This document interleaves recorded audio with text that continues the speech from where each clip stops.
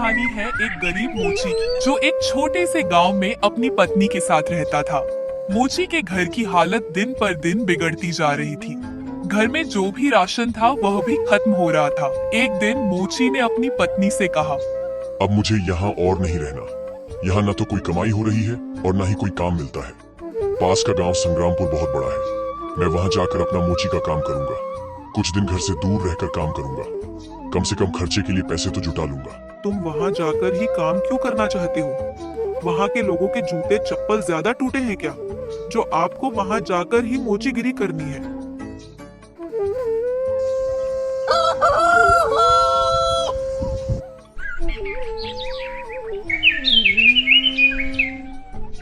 अगले दिन सुबह सुबह मोची चुपचाप अपना सामान उठाकर दूसरे गांव संग्रामपुर की ओर निकल पड़ा।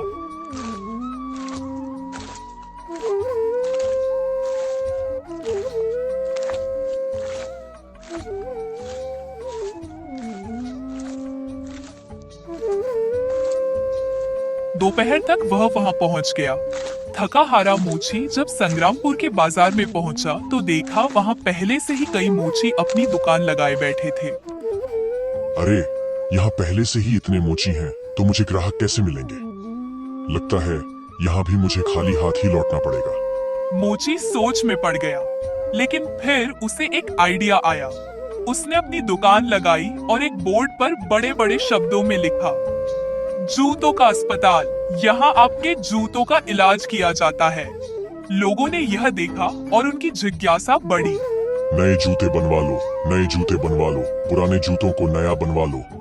यह सुनकर एक आदमी मोची के पास आया। अरे भाई मोची, जरा मेरे इन जूतों का इलाज करो। जी हाँ सेठ जी, अभी करता हूँ। मोची अपने छोटे से अस्पताल पर बैठकर सेठ के जूतों का इलाज करने लगा।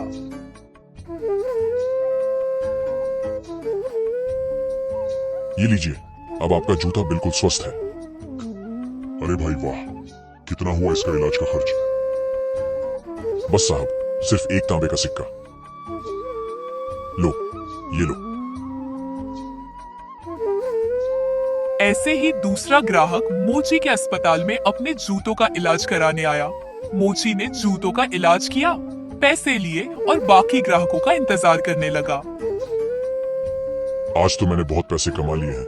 अगर मैं ऐसे ही काम करता रहा तो बहुत पैसे जमा कर लूंगा और एक बैल भी खरीद लूंगा।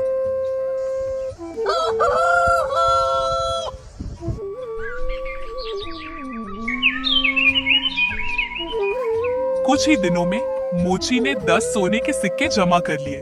उनमें से उसने 2 सोने के सिक्कों के बदले एक व्यापारी से एक बैल खरीदा और घर लौटने का फैसला किया।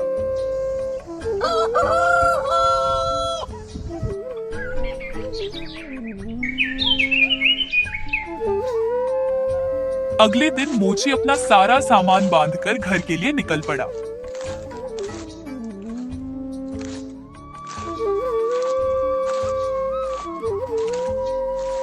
अपने रास्ते में उसे एक घने जंगल से गुजरना पड़ा, जहां उसने डाकुओं का एक झुंड देखा। हे भगवान, ये तो डकैत लगते हैं। ये डकैत मेरा सारा पैसा ले जाएंगे और मैं एक बार फिर से गरीब बन जाऊंगा। अब मैं क्या करूं? मोची बहुत चतुर था। उसने हिम्मत नहीं हारी और एक योजना बनाई। उसने बैल के गले में एक सोने का सिक्का बांध दिया और आगे बढ़ने लगा। डकैतों ने उसे पकड़ लिया और कहा, अरे ओ, फटाफट अपना सारा पैसा निकालो। चलो जल्दी करो। देखो, मैं एक गरीब मोची हूँ। मेरे पास इस बैल के अलावा कुछ नहीं है। कृपया मुझे जाने दो डाकू भाई। तभी बैल के गले से सोने का सिक्का नीचे गिर पड़ा। अरे, ये क्या? तेरी हिम्मत कैसे हुई हमसे झूठ बोलने की? अगर तुम्हारे पास कुछ नहीं था तो ये सोने का सिक्का कहाँ से आया? रुकिए रुकिए, अभी मैं आपको सब सच बताता हूँ। दरअसल यह बैल सोना उत्पन्न करता है। यही कारण है कि मुझे पैसे मिलते हैं। डकैतों ने सोचा और फिर कहा, ठीक है, हम तुझे जिंदा जाने देंगे, लेकिन बदले में हमें यह बैल चाहिए।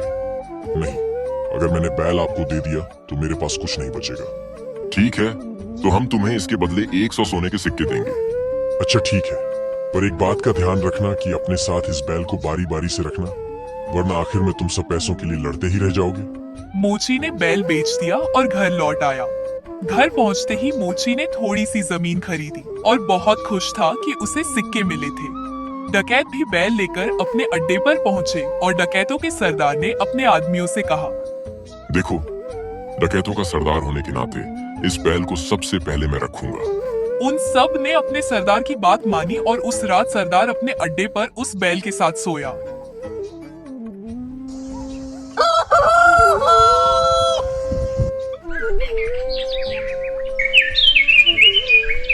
अगली सुबह जब वह उठा तो उसने देखा कि वहां कुछ भी नहीं था।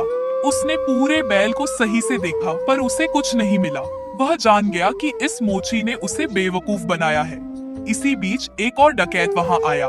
सरदार, आपको सोना मिला? हमें भी बताइए कि कितने सोने के सिक्के बैल ने उत्पन्न किए। तुम खुद ही यह पता लगा लोगे जब आज रात तुम खुद ही इस बैल को रखोगे। सरदार ने किसी से कुछ नहीं कहा क्योंकि वह अपने आप को बेवकूफ साबित नहीं करना चाहता था। एक एक करके सभी डकैतों ने बैल को अपने साथ रखा पर उनमें से किसी को कुछ नहीं मिला।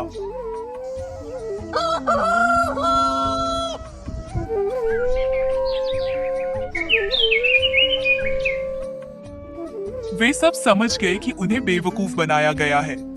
उस मोची ने हमें बेवकूफ बनाया है। अब हम उस मोची को नहीं छोड़ेंगे। सरदार, हम उससे अपना पैसा वापस लेंगे और हमें धोखा देने की सजा देंगे। हाँ, चलो चलो। वे सब के सब मोची के घर की तरफ निकल पड़े।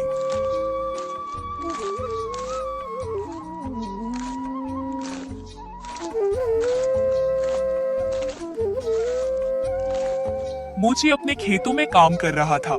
उसने सभी डकैतों को अपने घर की तरफ आते हुए देख लिया।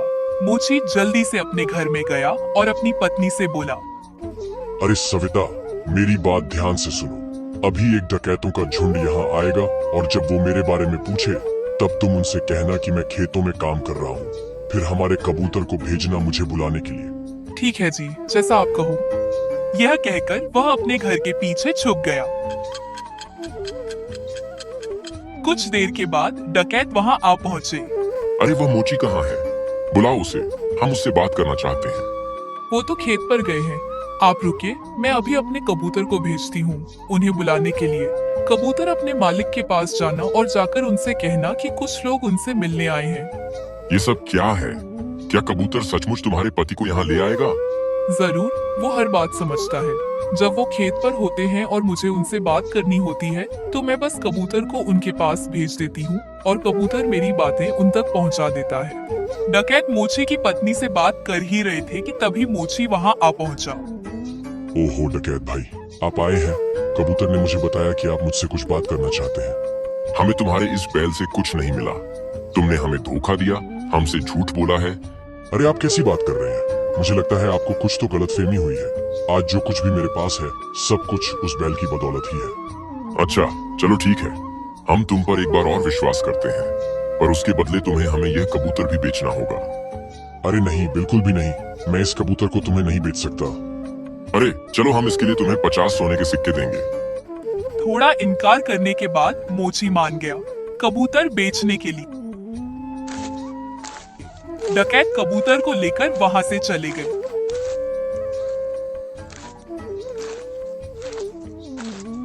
जब सभी डकैत अपने अड्डे पर पहुंचे तो सरदार ने ऐलान किया कि वह पहला होगा जो कबूतर को अपने पास रखेगा।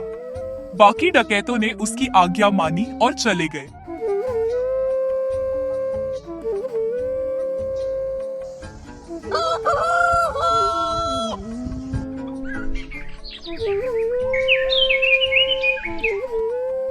अगले दिन सुबह सुबह सरदार ने अपनी पत्नी से कहा, सुनो झुमरी, मैं अब काम पर जा रहा हूँ। अगर मेरी जरूरत पड़े तो इस कबूतर को मुझे बुलाने के लिए भेज देना। जैसा आप कहो जी।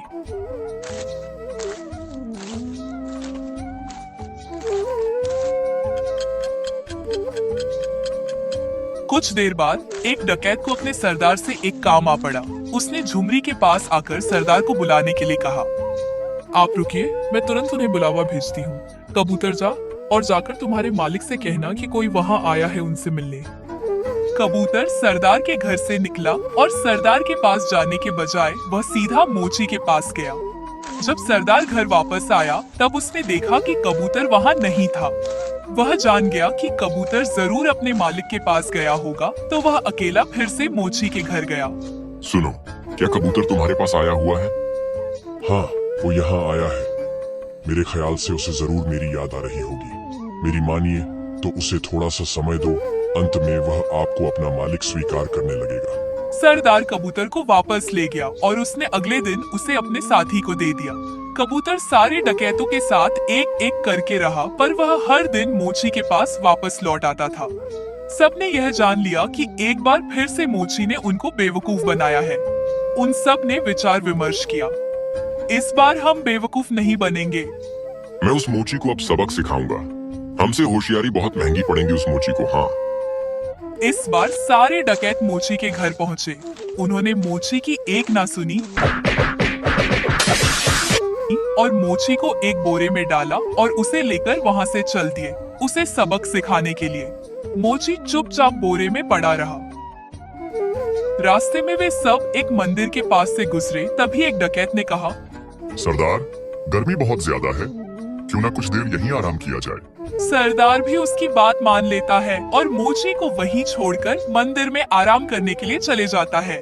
बकरियों का एक झुंड वहां से गुजर रहा था और जब मोची ने बकरियों की आवाज सुनी तो मोची को एक उपाय सूझा और उसने तेज आवाज में चिल्लाना शुरू किया। मैं ऐसा नहीं करूंगा, मैं ऐसा नहीं करूंगा, मुझे छोड़ दो, मुझे जाने दो। बकरियों के मालिक ने उसकी आवाज सुनी और वह उसके पास आया। अरे रुको रुको, क्या हुआ? तुम क्या नहीं करोगे? किसने तुम्हें इस बोरे में डाला? वो मेरी शादी जबरदस्ती राजा की बेटी राजकुमारी कुसुम से करवाना चाहते हैं, पर मैं शादी नहीं करवाना चाहता। क्यों भाई, क्या तुम पागल हो? अगर मैं तुम्हारी जगह होता तो मैं यकीनन उस राजकुमारी से शादी कर लेता। अगर ऐसी बात है तो आओ, मैं तुम्हें बोरे में डाल देता हूँ और तुम जाकर उस राजकुमारी से शादी कर लो। अगर राजकुमारी से मेरी शादी हो गई तो मेरे पास बहुत सारे पैसे होंगे और मुझे काम भी नहीं करना पड़ेगा।